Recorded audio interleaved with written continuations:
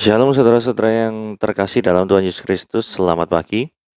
Renungan kita pada hari ini diambil dari 1 Petrus pasal yang ke-1 ayat 13 sampai yang ke-25. Judul renungan kita pada hari ini adalah utang penyemangat.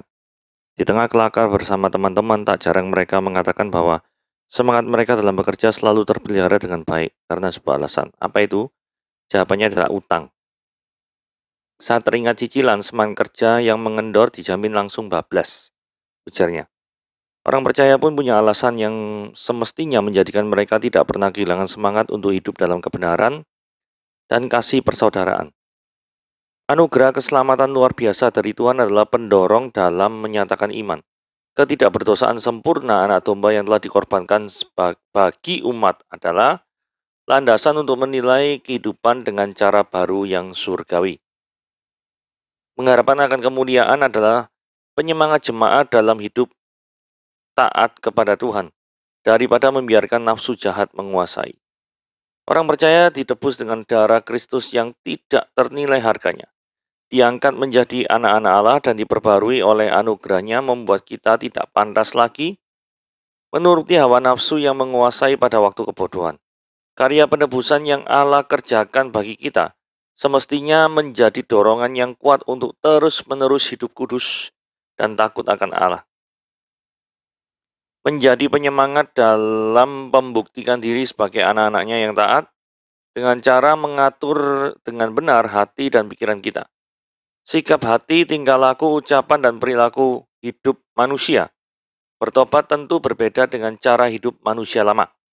Menyerahkan diri kepada dosa lagi sama saja menghina, menyangkal, dan menyia-nyiakan karya penebusan Kristus.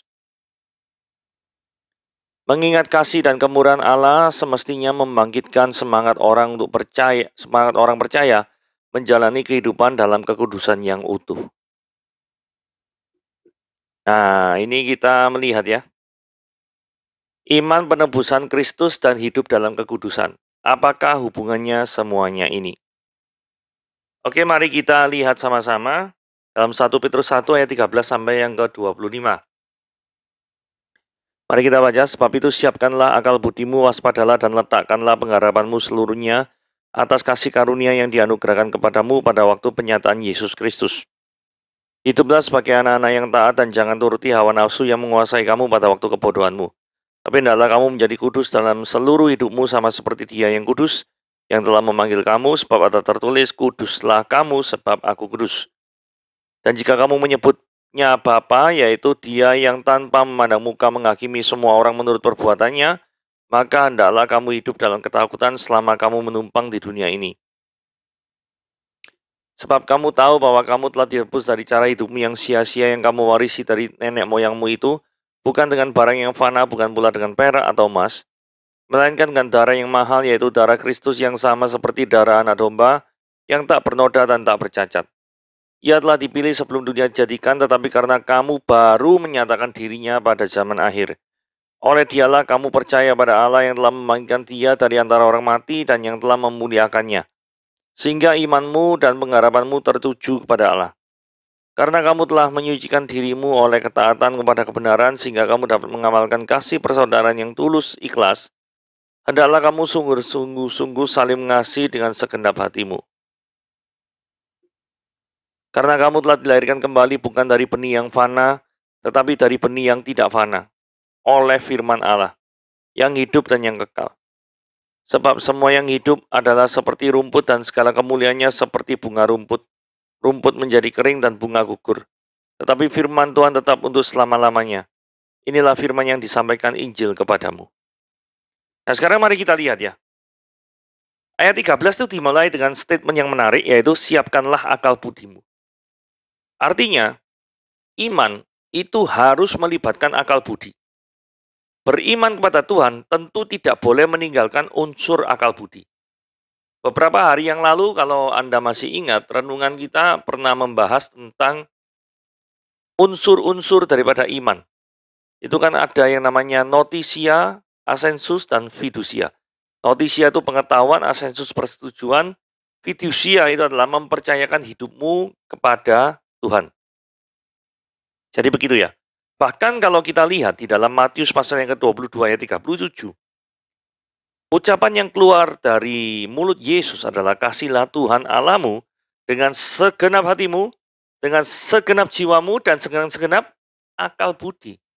Jadi beriman ataupun mengasihi dalam praktek kehidupan bersama-sama tidak boleh menghilangkan unsur akal budi. Jadi jangan pernah ya menjadi seorang Kristen yang tidak beriman itu menjadi orang Kristen itu beriman dengan cara blind faith atau iman pokoknya. Jangan sampai jadi orang Kristen yang seperti itu. Oke, kekudusan hidup harus dijaga. Nah, ini mulai masuk ya. Tadi kan bicara tentang topik satu, iman harus melibatkan akal budi. Jangan sampai terjebak dalam iman pokoknya blind faith. Jangan. Karena kalau iman pokoknya itu tidak bisa jadi berkat bagi orang lain juga. Ya kan? Nah, kekudusan hidup harus dijaga. Masuk dalam kekudusan. Hiduplah sebagai anak-anak yang taat dan jangan turuti hawa nafsu yang menguasai kamu pada waktu kebodohanmu. Jadi ketaatan kita kepada Allah itu diwujudkan dengan hidup yang meninggalkan hawa nafsu. Ayat 15, tetapi hendaklah kamu menjadi kudus di dalam seluruh hidupmu. Jadi bukan sebagian hidupmu, tapi dia menghendaki seluruh hidupmu. Karena padanannya gini ya, sama seperti dia yang kudus, yang telah memanggil kamu, kuduslah kamu sebab aku kudus. Nah, ini padanan kita itu adalah meninggalkan hawa nafsu. Hidup dalam nafsu artinya tidak membiarkan Kristus menjadi raja dalam hidupmu. Karena kalau kita tetap menjadi raja dalam hidup kita, maka suka-suka kita mau hidup seperti apa. Tapi ketika peristiwa itu terjadi, Kristusnya tidak berada dalam tahta kehidupan kita. Jadi kuncinya adalah menjadikan Kristus sebagai raja dalam hidup kita akan memampukan kita untuk menjalani hidup kudus di hadapan Tuhan. Tanpa Kristus, tidak mungkin ada kekudusan di dalam hidupmu. Nah, berikutnya adalah ketaatan kepada Allah. Jadi, dan jika kamu menyebutnya Bapa. Nah, saya mau sorot ini istilah Bapa ya. Kemudian dilanjutkan dengan perkataan gini. Dia yang tanpa memandang muka, menghakimi itu. Biasanya Bapak ini kan erat kaitannya dengan atau diasosiasikan dengan hubungan bapak anak. Tuh ya. Tapi sekali ini Bapak itu diasosiasikan dengan penghakiman. Dihubungkan dengan penghakiman.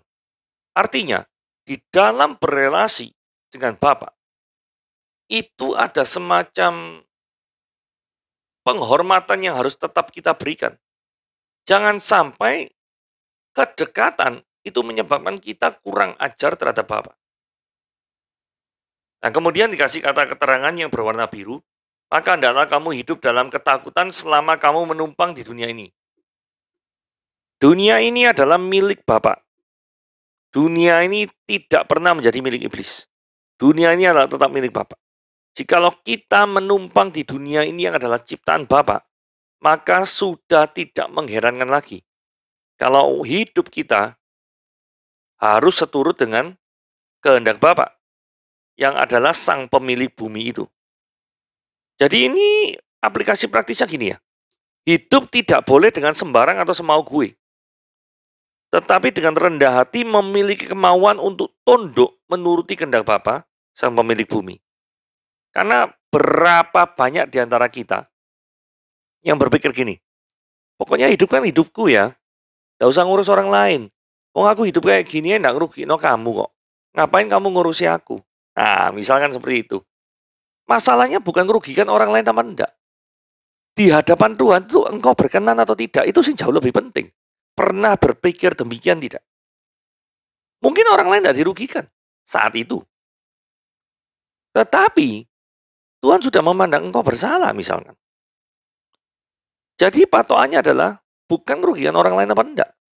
Tetapi hendaklah kamu hidup dalam ketakutan selama kamu menumpang. Itu artinya menghormati, melakukan peraturan-peraturan Bapa. sebagai sang pemilik bumi ini. Ayat 18 ayat 20. Tadi ayat 1 tadi bicara tentang iman. Kemudian 20 sampai kok 20? Ayat tadi berapa nih? Ayat 13 berbicara tentang iman. 14, 15, 16, dan 17 bicara tentang kekudusan hidup. Dan yang terakhir, yang ketiga berbicara tentang penebusan Kristus. Sebab kamu tahu kamu telah ditebus. Jadi ayat 18 bicara tentang penebusan dengan harga yang mahal. Bukan dengan perak emas. Perak dan emas ini, apalagi emas ya, kan dianggap memang paling berharga. Tidak cuma zaman dulu, tapi zaman sekarang pun ya berharga. Tapi ini yang menebus itu lebih berharga dari perak atau emas manapun. Itu ayat 18. Ayat 19 ngomong, melainkan dengan darah yang mahal, yaitu darah Kristus. Seperti darah anak domba yang tak bernoda dan tak bercacat. Nah ini kalau kita lihat darah anak domba, berarti teringat pada hukum Taurat. Yang sebelum masuk ke ruang kudus dan ruang maha kudus, harus ada pengorbanan di ruang halaman. Itu adalah sebagai tipe daripada Yesus Kristus. Karena apa? Korban yang ada di dalam halaman itu harus sempurna. Tidak boleh cacat, tidak boleh pincang, tidak boleh buta, pokoknya harus sempurna. Berarti ini adalah melambangkan nanti korbannya. Itu yang menjadi pengantara Kristus. Yang menjadi pengantara antara umat orang-orang yang berdosa ini dengan Allah. Ketika Allah hadir dalam Shekinah Glory, kemuliaan yang luar biasa itu, pengantaranya adalah Kristus. Dan itu nanti digenapi. Itulah sebabnya kenapa kok posisi sekarang tidak perlu lagi pemisah antara ruang Maha Kudus dan ruang kudus. Ya selain tahun 70 bait Allahnya sudah tidak ada ya. Tetapi ketika Yesus Kristus itu meninggal, maka tabir bait suci itu terbelah menjadi dua. Ruang kudus dan ruang Maha Kudus itu terbelah itu ya.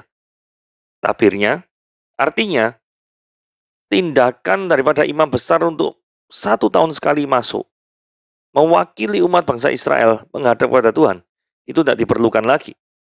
Karena Kristusnya sudah datang. Nah, ayat 20, ia telah dipilih sebelum dunia dijadikan. Artinya, rencana Allah tentang penebusan, itu sudah di-planning sejak dari semula. Bukan rencana kaget-kagetan kayak manusia gitu kan, seringkali rencananya kaget-kagetan gitu ya. Pokoknya ada situasi rubah, ganti rencana. Situasi rubah, ganti rencana. Kalau manusia yang tidak tahu masa depan, ya memang seperti itu. Kan kita hanya bisa memprediksi masa depan, tapi tahu pasti kan enggak. Itulah sebabnya ada banyak perubahan. Tapi, kalau Allah itu kan sudah tahu masa depan. Jadi, dia mempersiapkan Kristus itu sebelum dunia dijadikan untuk pekerjaan penebusan ini. Oke, ayat 21 sampai 22 ya. Ya, ini Kristus sebagai pemersatu ya. Oleh dialah, oleh Kristus, itu kamu bisa percaya pada Tuhan. Nah, maksudnya apa ayat daripada yang diwarnai merah? Maksudnya adalah inisiatif yang membuat kita bisa percaya. Itu dari Allah sendiri. Bukan dari dalam diri manusia. Jadi manusia pada dasarnya adalah manusia yang berdosa. Dan Allah intervensi masuk dalam kehidupan manusia. Dan memampukan manusia untuk bisa get related with God and enjoy Him forever. Ya, karena Kristus telah bangkit, maka ada pengharapan. Karena Kristus telah mengalahkan maut. Itulah sebabnya dikatakan sehingga imanmu dan pengharapanmu tertuju. Pengharapan dasarnya apa kepada Tuhan? Buktinya apa ada pengharapan? Ya buktinya Kristus bisa mengalahkan maut. Sehingga ketika engkau nanti menjalani maut pun, maka Kristus kamu juga akan dibangkitkan sama seperti Kristus telah bangkit. Kalau Kristus tidak dibangkitkan dari maut, berarti ada suatu kekuasaan yang lebih besar daripada Kristus. Sehingga kekuasaan itu menjaga Kristus tetap meninggal dan tidak bisa bangkit-bangkit. Itu kalau Kristus tidak bangkit. Nah, kaitannya sama sebagai pemersatu itu apa? Nah, sebagai saudara seiman Yang menyatukan kita bukan level sosial kita, bukan. Atau level pendidikan kita. Atau hobi kita. Tetapi yang menyatukan kita, itu adalah sama-sama percaya bahwa Kristus sudah mati di kayu salib 2000 tahun yang lalu, mau menebus dosa-dosamu dan dosa-dosa Anda. Oleh karena itu, dalam Yesus kita bersaudara. Itu maksudnya Kristus sebagai pemersatu. Bagaimana mungkin ayat 22 bicara tentang mengamalkan kasih persaudaraan yang tulus ikhlas? Bagaimana mungkin ada kasih persaudaraan tulus ikhlas? Kalau di dalammu tidak ada Kristus, di dalamku juga tidak ada Kristus. Misalkan seperti itu. Harus dua-duanya ada di dalam Kristus. Barusan bisa saling mengasihi dengan tulus ikhlas. Ketulus ikhlasan tidak pernah mungkin terjadi kalau Kristus tidak hidup dalam hidupmu dan menguasai pikiranmu dan perasaanmu dan tindakanmu. Oke? Mari kita lanjut. Born again ayat 23 bicara tentang born again, lahir baru. Karena kamu telah dilahirkan kembali bukan dari benih yang fana, tadi benih yang tidak fana yaitu firman Allah. Nah, masalah born again ini juga pernah disinggung Yesus di dalam Yohanes pasal yang ketiga ayat 5 dan 7. Yesus berkata kepada Nikodemus, "Aku sesungguhnya berkata kepadamu, jika seorang tidak dilahirkan dari air dan roh, dia tidak dapat masuk ke dalam kerajaan Allah." Sehingga lahir baru mengubahkan kita dari yang tidak tertarik hal-hal rohani menjadi tertarik. Dari hal-hal yang hidup dalam dosa menjadi hidup dalam kekudusan. Jadi kalau tidak ada peran Roh Kudus untuk melahirbarukan kita, maka kita selama-lamanya tidak akan pernah berubah. Apa yang lahir dari daging adalah daging dan apa yang lahir dari roh adalah roh. Janganlah engkau heran, karena aku berkata kepadamu, kamu harus dilahirkan kembali. Jadi itu sebabnya kita bisa menjelaskannya. Ada beberapa orang yang kalau bicara tentang hal rohani itu sama sekali nggak tertarik. Sama sekali nggak tertarik dan menghindar. Bahkan kalau bisa nggak usah bicara itu. Karena bagi dia itu bisa memecah belah. Bagi dia itu kasus sensitif. Bagi dia itu adalah urusan pribadi masing-masing yang nggak perlu dibicarakan di depan umum. Misalkan seperti itu ya. Tetapi salah.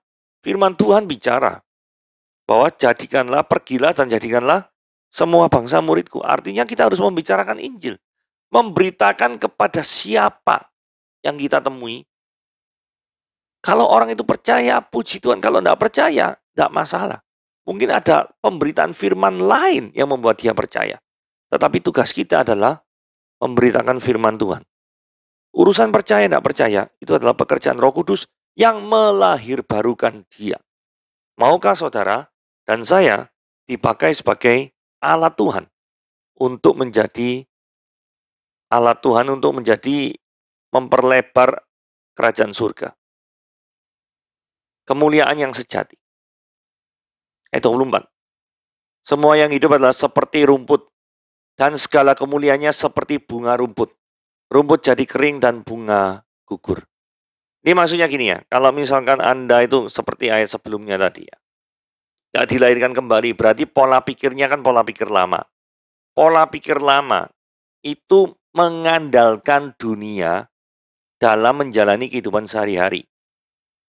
Artinya lebih tepatnya mengandalkan benda-benda jasmania yang kemuliaannya itu terbatas. Ini ya, rumput dengan segala kemuliaannya seperti bunga rumput dan rumput jadi kering.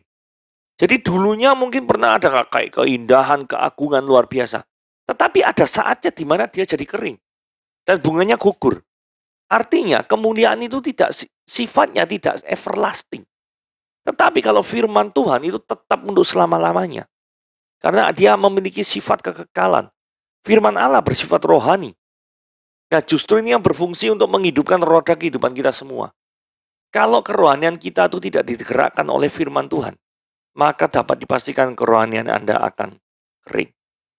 Oke, sampai di sini renungan pada hari ini. Tuhan Yesus memberkati.